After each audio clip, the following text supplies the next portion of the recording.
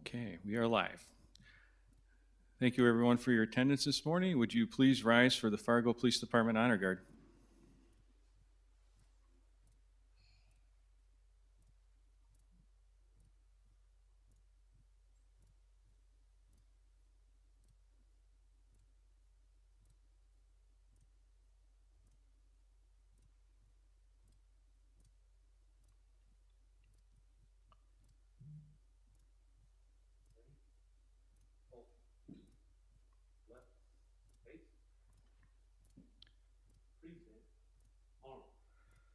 Please join me in the Pledge of Allegiance.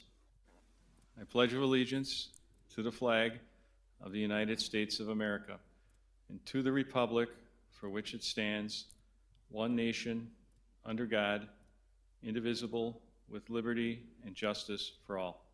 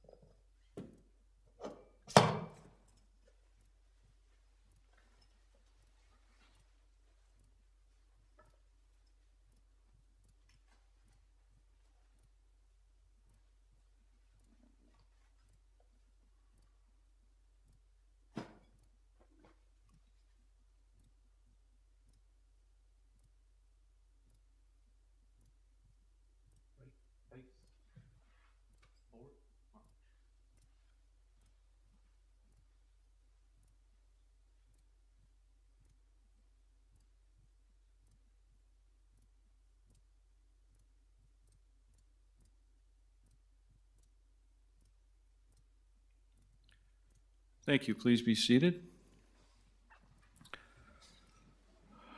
Welcome everyone for this very auspicious occasion, swearing in of two of our newest officers.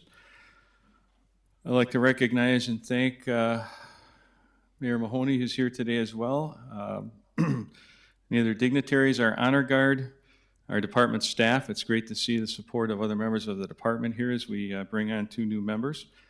Of course, our new members, Alex Torp and Matthew Wilberson. Welcome, gentlemen, and most importantly, their families. The families are pretty important to what keeps us grounded here. Let's take a moment just to recognize families of our two new officers. Thank you.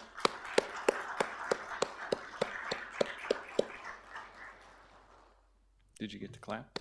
All right, nice job. Before I continue with my remarks, I'd like to introduce to you our Mayor, Dr. Tim Mahoney, who would like to provide some comments as well.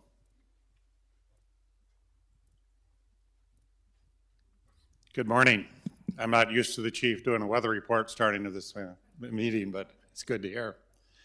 I wanted to take this opportunity to make a few comments because I don't always get to thank the men and women who serve our police force. And as I watched the things in Washington unfold this last week, I sat and thought about what my police force means to our community. The commissioners and I are very proud of the force that we have here. We've had a lot of challenges in the 220, and you face them all with dignity, with professionalism, and with a little bit of what I would call an innate pride of what you do. You are the service to our community, and you reflect many of the values of our community. And because of that, people look up to our police force and what we do. We are truly the Fargo's finest, and we are the nation's finest police force in the country. When I look back in 2020 and think of things I'm prideful of my police force. And that's because each one of you take this real seriously. I know busy families, bigger things go on in your community, but you've always been and done the right things when we've asked you to do that. And I feel a lot of things took immense restraint on the part of you and standing in front of the crowds and standing in front of people, and you met that. You met that with resiliency and the ability to handle things in a manner which I'm extremely proud of. We're coming now to a reset. I consider the new chief as a reset button we're hit right now, and we're going to reset the button and we're going to see what we can come up with. I anticipate innovation. I anticipate different things that our police force will do in our community that are going to have a little wow factor. I think you're going to find the community is going to go, holy cow, I did not realize that. So let us face the challenges of the coming future, and I thank each and every one of you for all you do for us. Thank you.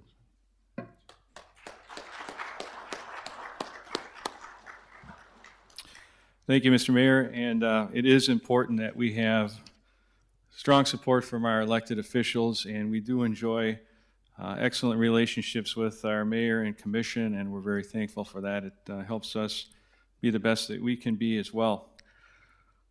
Today's an important day for these new officers as they begin a challenging but rewarding career as guardians of our Fargo community. And that's truly what we are. We are here to safeguard our community, each other, to make sure that everyone that lives, visits, and is in our community for a special event, etc., can do so safely. The public spaces are free of crime and fear, and our city can continue to grow and prosper. So we have a large responsibility there. Alex grew up in New Prague, Minnesota. He's got a bachelor's degree from NDSU in criminal justice. He's also a second lieutenant in the North Dakota National Guard. So he's already involved in a career of service to the community, and now we're going to take that to the next level for him. Matthew hails from Alexandria, Minnesota, also an NDSU grad.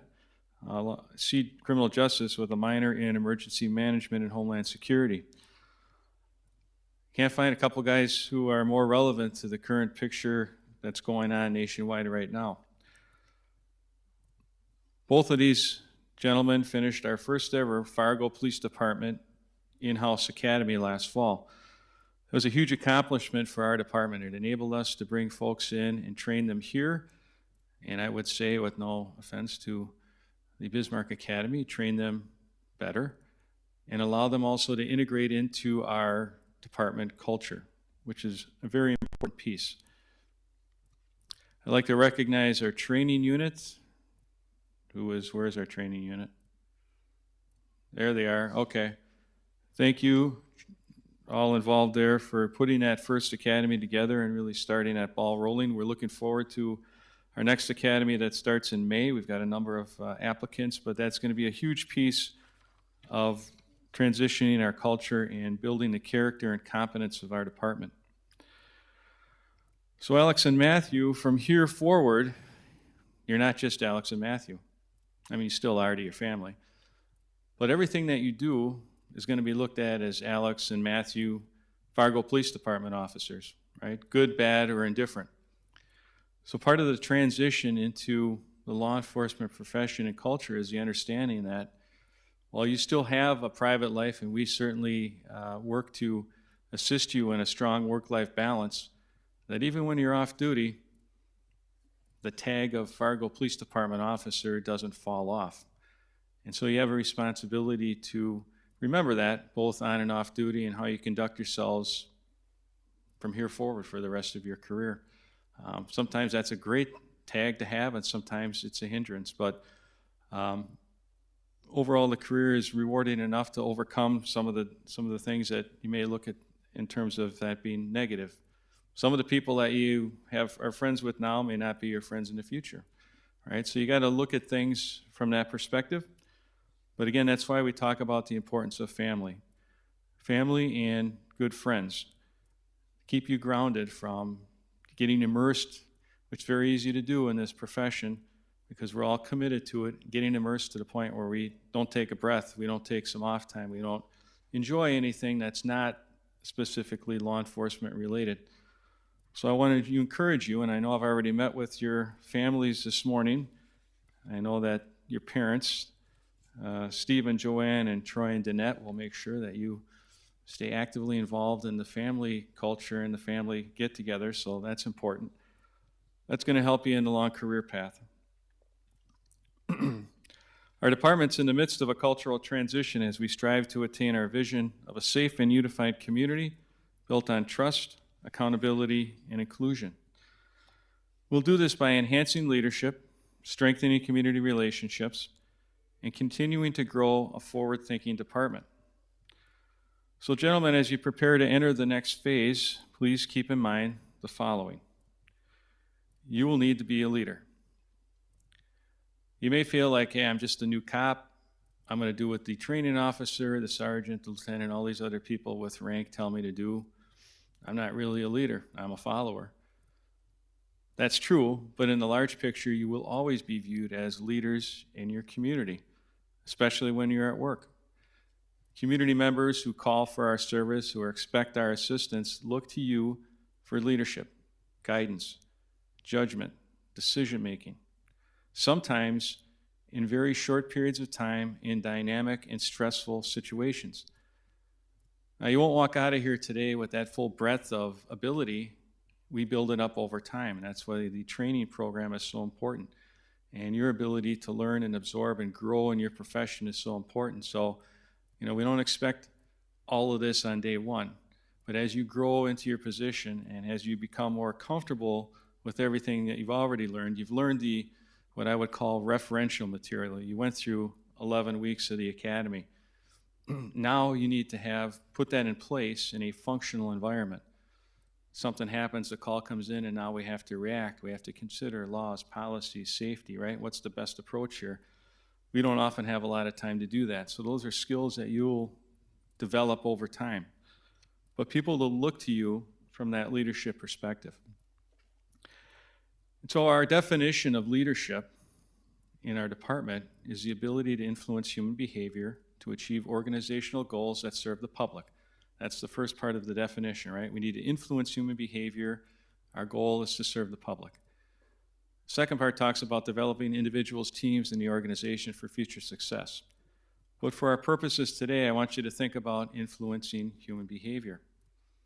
How do we do that? How do we get people to comply with the law? Right? The law is based on the premise that most people follow the law, because if most people don't, we don't have enough cops really to deal with that adequately, right? So we need that partnership with our community. So influence, a lot of times people go, well, you're a cop, you've got a badge, you've got a gun. That's your influence. Well, that might be your legitimate authority, but that's not the best way to influence people. The best way to do that is by building relationships through effective communication. So as you get out on the streets and start working with your training officer, you're going to see this, because our officers have already done that in large part in the beats that they work. That's something that you need to concentrate on as well. The more relationships you can build in a community while you're doing this work, relationships internally with other department members, garner you greater influence over other people's behavior, so that you don't have to fall back on legitimate authority. Sometimes we do. That's our only last resort, obviously. But in large part, if that's the kind of person you are, if you work on influencing through relationships, you're going to get a lot of compliance just by the basis of that relationship. Number two, skepticism is healthy. It's a continual learning environment. Being skeptical and asking questions is expected, right? In a professional, proper manner. We just don't want to take everything necessarily for granted, and that's fine. We're always asking questions, we're always learning, we're always developing. Don't be afraid to fail. Failure is an opportunity to learn. So as long as you're doing the right things for the right reasons, I stand behind you. If you end up in a situation where you're involved in malicious behavior or failure to perform a ministerial duty. A ministerial duty is one that's required by law or by policy, right? Like, for instance, a mandatory arrest in a domestic violence case, right? That's ministerial. We don't have options.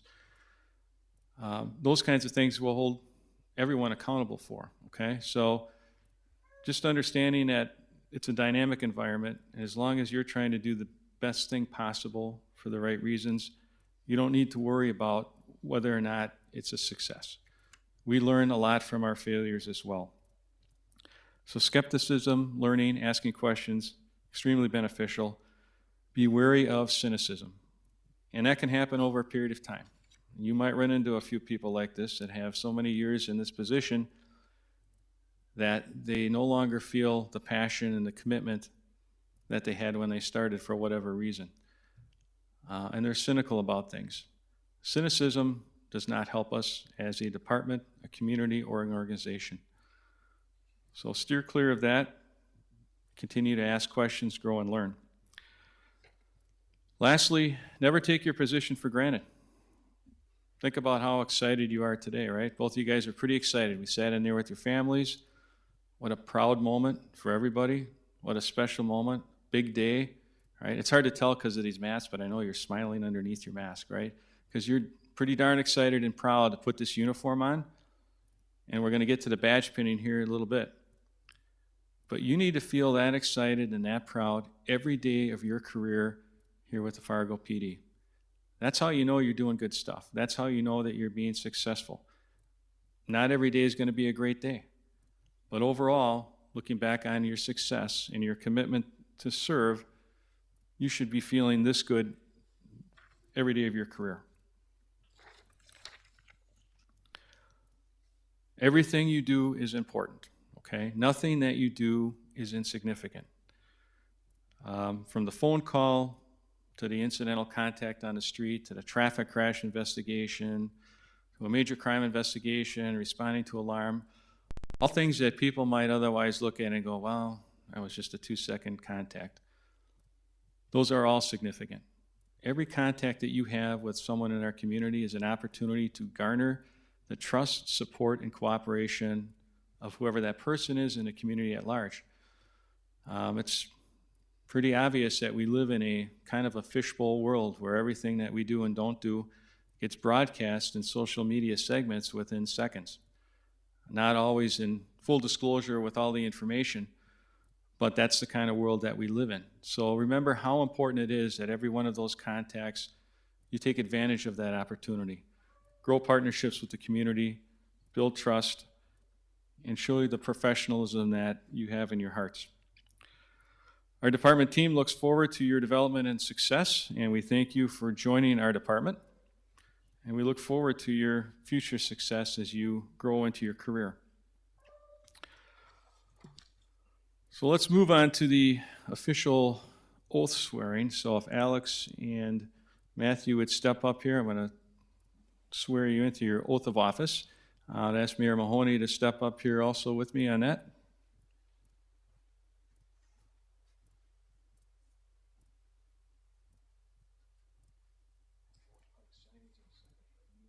So if you could just stand that way, side by side this way, facing right hand, face me. And this is new, so okay, perfect. Raise your right hand, please. Okay. I state your name. Having been appointed police officer within and for the city of Fargo, North Dakota. Having been appointed a police officer for and within the city of Fargo, North Dakota. Do solemnly swear. Do solemnly swear. That I will support the Constitution of the state of North Dakota. That I will support the Constitution of the state of North Dakota. And that I will faithfully and impartially. And that I will faithfully and impartially. To the best of my knowledge and ability. To the best of my knowledge and ability. Perform the duties of the said office according to law. Perform the duties of the said office according to law. And you also solemnly swear to abide by and uphold the law enforcement code of ethics attached to your oath of office. I do is good. Got it? Okay, masks are very prohibitive, aren't they? But nice job. Okay, congratulations, gentlemen. Nice job on that.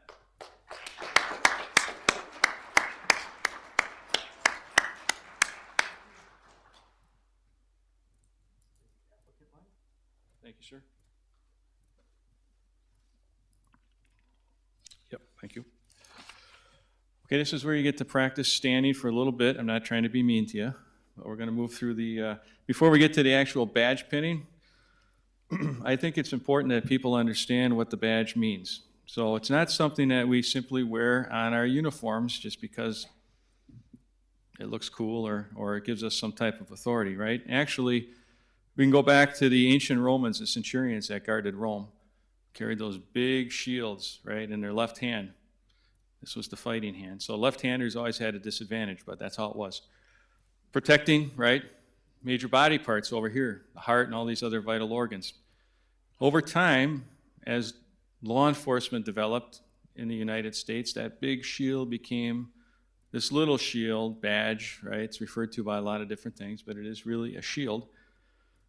It's placed over your heart because if you are a true public servant, that service comes from your heart. You have to have the passion to serve, the commitment, and the desire to put yourself in reasonable risk to benefit others. Not everyone's cut out for that. That's why we're here, right? It's not a money-making scheme.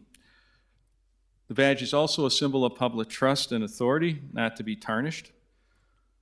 So there's some importance to it. When you pin it on every day, that's what you need to think about. In addition, on top of the badge is an eagle. Why is the eagle on top of our badge? It's a national symbol, right? So it seems to make sense. But actually, there's a lot of symbolism between what eagles do and what law enforcement officers do. Eagles nurture their young. They develop them. They got them up in the big nest, high up on the cliff. And when they're trying to teach them how to fly, they're exhibiting how to flap their wings and trying to teach them how to get out of the nest. And at some point, when they think they're ready, they pop them out of the nest and they start twirling around. If they fly, we're good. If they don't fly, the eagle will swoop down, catch it on its back, bring it back up to the nest, and we'll go back and start some retraining. Right? Just like our training officers do. Eagles don't let their young fail.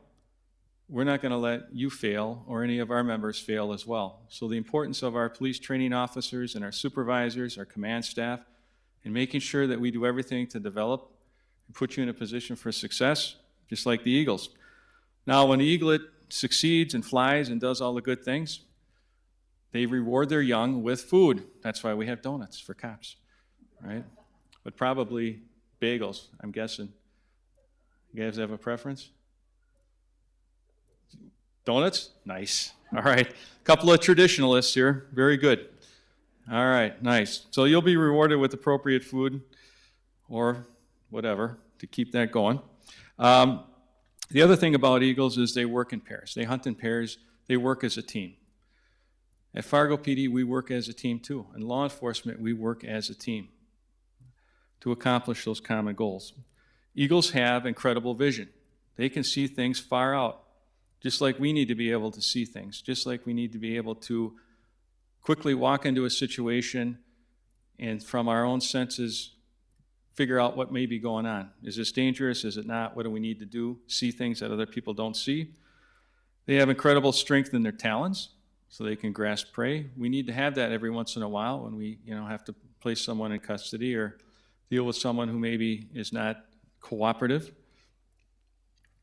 The other thing about eagles is that when there is a storm, everyone else in the forest is bailing out. But the eagles lock their wings, they fly towards the storm, go up above it. When the storm passes, they come back down. They resettle, they rebuild. In essence, they bring kind of peace to the area that just had the storm blown through. Just like our officers do every time they're out on the street, every time they get sent to a call that they don't really know what it's about.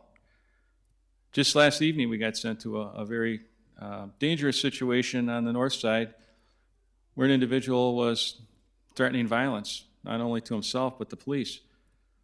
So whoever's working that night gets that call. In seconds, they have to develop a plan about how we're going to safely approach this. How are we going to bring this situation to resolution without injury to anyone, using the least amount of force possible. They did an outstanding job working as a team to safely resolve that situation. We do that all the time. The public largely doesn't know that because it's pretty much every day in law enforcement. But that's the kind of environment that we're in. So it's important to understand what the badge actually means, what it stands for, and why it's sitting over our heart. So now that we have an understanding of that, we get to the really fun part of pinning the badge. So Alex has chosen his mother, Joanne. Come on up, Joanne, to pin his badge on. And Matthew has chosen his dad, Troy, who's also a many-year veteran, 33, sheriff of Douglas County in Minnesota. So your service, if you want to, okay, perfect. That's very good. So go ahead, folks, and pin your badges on your loved ones.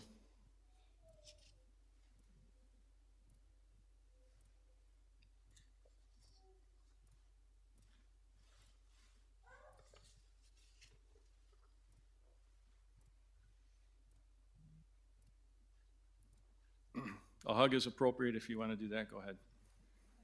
Nice job.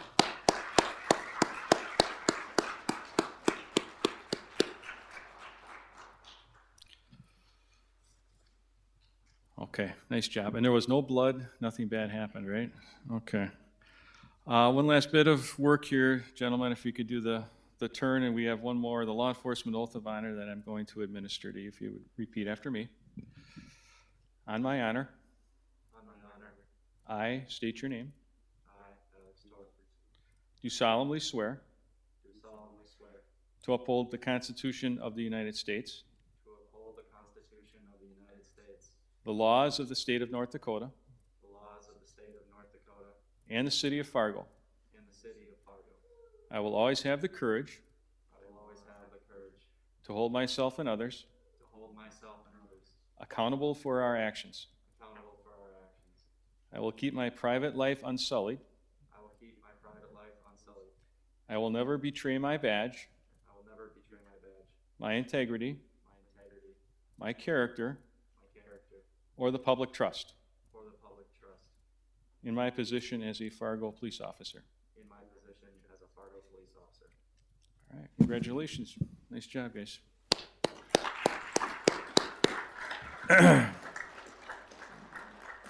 I present to you our two newest officers, Alex Torp and Matthew Wilberson. Nice job.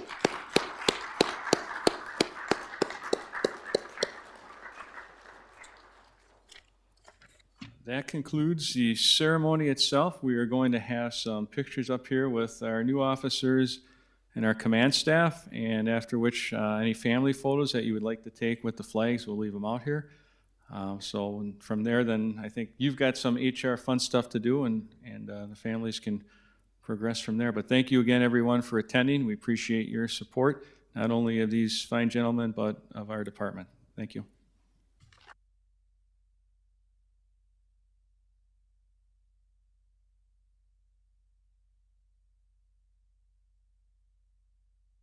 This is a traditional thing that I almost forgot. Thank you, sir. I think you'll have to step in front of the table, and then we'll have our officers come through and congratulate both of you.